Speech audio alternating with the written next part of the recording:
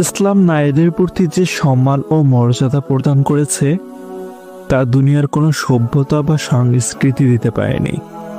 আল্লাহ তাআলা কুরআনুল কারিমে নারীকে মুমিন বান্দা হিসেবে মর্যাদা দিয়েছেন। দুনিয়ায় নারী যদি ঈমানদার থাকে, রোজা, ইবাদত, বন্দেগী, পর্দা রক্ষা, স্বামীর প্রতি আনুগত্য এবং সৎকর্মে জীবন কাটায়, তবে জান্নাতে তার জন্য রয়েছে অশেষ মর্যাদা ও সুখ সম্মান।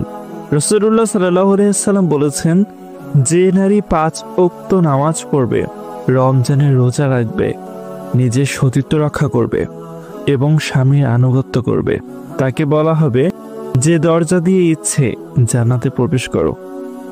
এখান থেকে বোঝা যায় আল্লাহর আনুগত্য এবং স্বামীর হক আদায়ের মাধ্যমে নারী জান্নাতে যে কোনো দরজা দিয়ে প্রবেশ করার সুযোগ পাবে। হাদিসে এসেছে, জান্নাতে নারীরা থাকবে চিরযুবতী, সুন্দরী এবং সর্বদা আনন্দময়। তারা আর কখনো বৃদ্ধ হবে না, ক্লান্ত হবে না। তাদের জন্য থাকবে অম্লান সৌন্দর্য ও অশেষ সুখ। যেসব নারী দুনিয়ায় ঈমানের সাথে জীবন অতিবাহিত করবে, তারা জান্নাতে তাদের নেক স্বামীদের সাথে মিলিত হবে। যদি দুনিয়ায় স্বামী মারা যায় কিংবা বিবাহিত না হয়, তবে আল্লাহ তাআলা তাকে জান্নাতে তার পছন্দ মতো জীবন সঙ্গী দান করবেন। এতে বোঝা যায় জান্নাতে নারী কখনো একা থাকবে না, বরং তার জন্য থাকবে পরিপূর্ণ সুখী জীবন।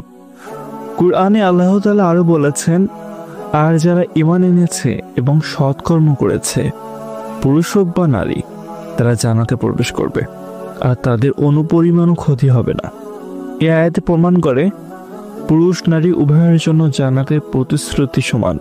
নারী তার ঈমান ও আমলের কারণে মহামর্যাদায়